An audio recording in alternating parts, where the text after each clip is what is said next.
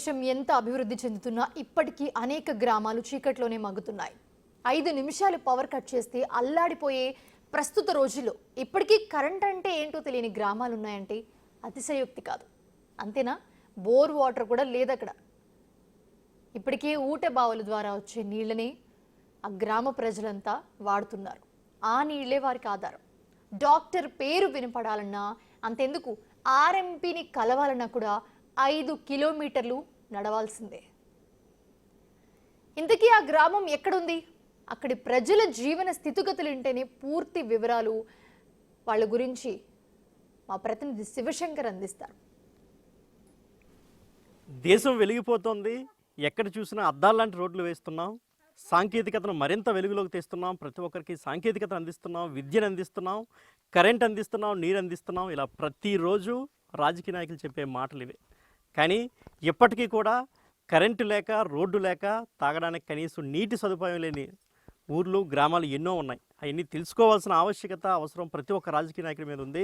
ప్రస్తుతం మనం గజపతి నగరం నియోజకవర్గం టీకే కొత్తవలస అనే గ్రామంలో అయితే ఉన్నాం.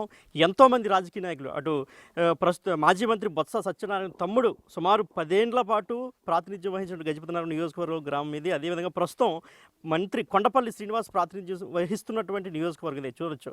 ఒక్కసారి విలేజ్ని చూస్తే అసలు కనీసం ఇవి ఇల్లులేనా అనే డౌట్ కూడా మనకి రాకమానదు. చూడొచ్చు ఇల్లులు ఎలా ఉన్నాయో ఒకసారి చూడొచ్చు. ఎక్కడా కూడా కనీసం నివాసం ఉండడానికి పనికొచ్చేటట్టయితే ఒక్క ఇల్లు కూడా కనిపించట్లేదు. కానీ వీళ్ళందరూ, ఈ గిరిజనులందరూ కూడా ఇక్కడే సుమారు 20 ఏళ్ల కిందటే సాలూరు, అటు గిరిజన గ్రామం, అటు సాలూరు కొండ మీద వీళ్ళందరూ నివసించేవారు. అక్కడి నుంచి వీళ్ళందరూ కూడా వలస వచ్చి సుమారు 20 ఏళ్ల నుంచి ఇక్కడే నివసిస్తారు. ఒకసారి చూడొచ్చు, ఎటు చూసినా కానీ ఒక రేకులు ఇండ్లే కనిపిస్తున్నాయి. ఎక్కడ చూసినా పెంకులు కావచ్చు, రేకులు కావచ్చు. అంటే మనిషి దూరడానికి కూడా అవకాశం లేనటువంటి పరిస్థితి ఇక్కడ చూడొచ్చు. చిన్న చిన్న ద్వారబంధాలు ఏర్పరచుకుని వాళ్ళే సొంతంగా, ఇదంతా కూడా వాళ్ళు కష్టాజితం, వాళ్ళు స్వయం శక్తితో ఇక్కడ ఈ ఇంట్లకి వాళ్ళే ఇంజనీర్లు, వాళ్ళే కూలీలు, వాళ్ళే మేస్త్రులు, వాళ్ళే కాంట్రాక్టర్లు, మొత్తం అంతా వాళ్ళే.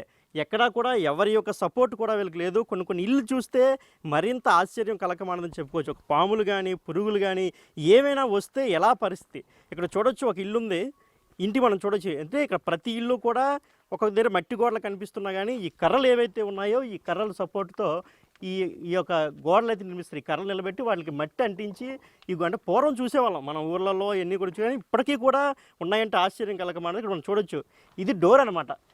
ఏదైతే ఈ కర్ర పొలతో తయారు చేసిన తడకుందో ఇదే డోరు. సో ప్రస్తుతానికి వీరైతే ఊర్లో లేరు, కానీ డోర్కి తాళం కూడా లేని పరిస్థితి. అంటే ఒక నమ్మకం, ఇక్కడ మా దగ్గర ఏముంది, అసలు మా దగ్గర ఎవరైనా పట్టుకెళ్ళడానికి కానీ, దొంగతనం చేయడానికి కానీ ఏముంది అనే రకమైనటువంటి పరిస్థితి. ఒక పక్క మనం చూసుకున్నట్లయితే ఇంకో ఆశ్చర్యకరమైన విషయం మనం చూడొచ్చు.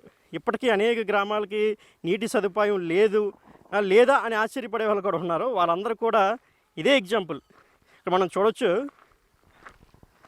ఏదైతే ఇది ఊటబావి అనమాట.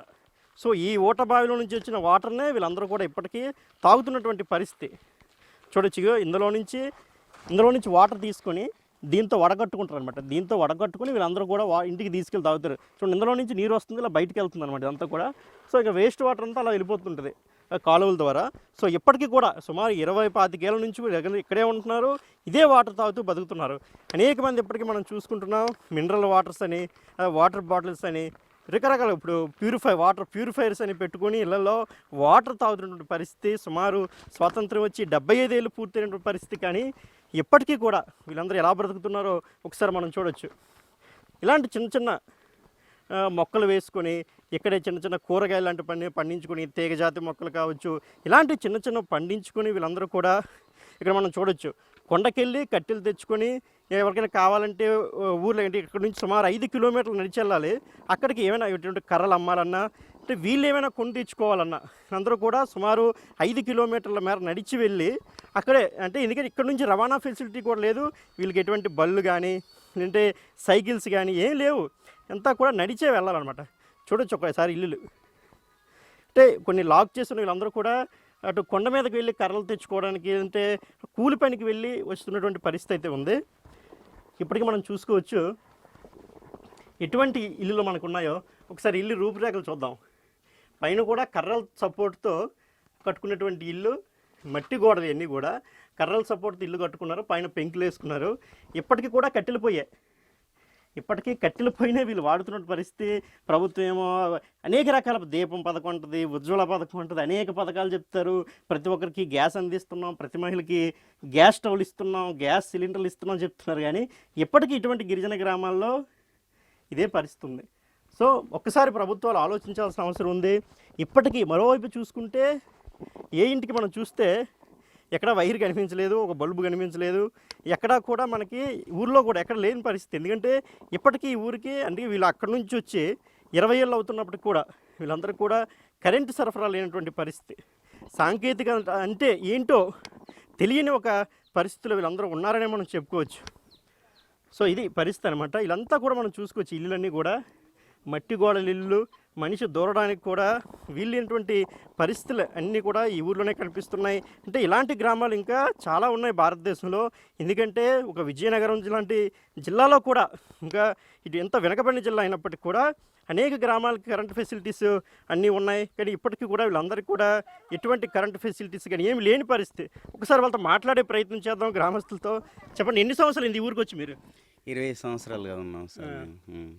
మరి కరెంట్ లేదు, కరెంట్ లేదు బోర్ సార్, లేదు, ఎలా బోర్ లేదు, ఏటి లేదు సార్. మరి అలాగే మరి చీకటి కడ అలాగ ఉంటున్నాం సార్. మరి ఏటి చేస్తాం. నీరు అయితే మరి బావి దగ్గర నుంచి పురుగు పుట్ర అలాగ ఉంది, అది మరి అలాగే తింటున్నాం. మరి ఏటి చేస్తాం. నీరు వడకట్టుకుని అలాగా తువ్వల గుడ్డలతో ఇలాగ చేసుకుంటూ అలా తింటూ జీవిస్తున్నాం. మరి ఏటి చేస్తాం సార్. మరి ఎక్కడ వెళ్ళినా మరి ఎక్కడ ఏటి అవ్వట్లేదు. ఈ ఊరు నుంచి మరి ఎక్కడికి వెళ్ళిపోదామన్నా మాకు మరి ఎక్కడ స్థలం లేదు. అందుకే లేకనే పాత ఊరు నుంచి మేము ఇక్కడికి వచ్చాము సార్. ఓకే, అందుకే అనేసి. మీరు చెప్పండి, ఇప్పుడు ఏదైనా ఒంట్లో బాగపోతే ఎలా మరి ఎక్కడికి వెళ్తారు? ఎక్కడ వెళ్తాం సార్? మాకు కొద్దిగా పారి డిప్పెరమెట్టు వచ్చేసి కత్తులు గుడ్డలు తీసేసి అతను మూల అక్కడ తీసుకెళ్ళి పారేస్తున్నారు సార్. మీరు ఇక్కడ పాకలు తీసేసి ఖాళీ చేసేయండి, వెళ్ళిపోండి అంటున్నారు సార్. అంటే మేము కలెక్టర్ ఆఫీస్కి ఎమ్మెల్యే దగ్గరికి పట్టలు మాకు కావాలి సార్, పొడి పట్టలు మాకు కావాలి, కుండ పొడి పట్టలు కావాలి అని అంటే మరి అలాగే తిరుగుతున్నాం కదా సార్. అవుతాయి అంటున్నారు కానీ సార్ అవ్వకుంటున్నాయి సార్. మరి కరెంటు గురించి కూడా చెప్పాము సార్. మాకు కరెంటు లేదు, బోర్ లేదు, ఇల్లు లేదు, జొల్లు లేదు. మేము చాలా ఘోరంగా ఉన్నాం సార్, గొప్ప ఇబ్బందిగా ఉన్నాము. మరి పురుగు పుట్టతోటి మాకు దూరిపోతుంది. మా పరిస్థితి ఏంటి?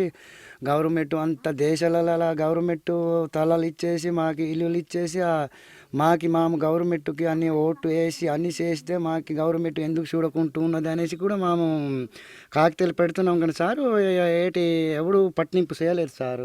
చెప్పండి అమ్మా, ఇప్పుడు అంటే మీరు ఏదైనా పని చేసుకోవాలి, మరి ఎలాగ తినడానికి వాటికి ఎలా మీకు? అలాగే కదా సార్ బతుకుతున్నాము. పోడు పుట్ట తవ్వుకొని బతుకుతున్నాము. కూలి నాలి చేసి ఫారెస్ట్ భూమి కాడ ఉంది, అలాగే బతుకుతున్నాము.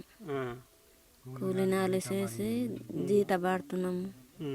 తింటామంతే, ఇంటికాడ తిండి లేకపోతుంటే బతుకుతామంతే, బట్టగుడ్డ దొరకదు. మళ్ళా తింటామంతే తిరమైన తిండి దొరకదు మాకు. ఫారెస్టాలు ఇక్కడ ఉండవద్దు, వెళ్ళిపోండి, బండి తెచ్చి జేసీబీ తెచ్చి మీకు తోయించేస్తాము, ఇల్లు ఖాళీ చేసేయండి అంటున్నారు సార్. అదే ఎక్కడ వెళ్ళిపోతాం? భూమి పుట్ట లేని కోసమే వచ్చినాం సార్. భూమి పుట్ట ఉంటే వస్తామా? కొండలు తవ్వుతున్నారు, కొండల మీదకి ఉండకూడదు అని అన్నారు. కొండల మీదకి కూడా ఏ భూమి లేదు మాకు. తినడానికి తిండి లేకుండా అలాగే బతుకుతూనే అలా ఇక్కడ అక్కడ కూలినాలు చేసుకొని ఇది చూసేసి ఫారెస్ట్ భూమి కదా, ఫారెస్ట్ వాళ్ళు ఎక్కడన్నా ఇస్తున్నారనే మా జాతపాలకి అని ఇక్కడ దిగినాము.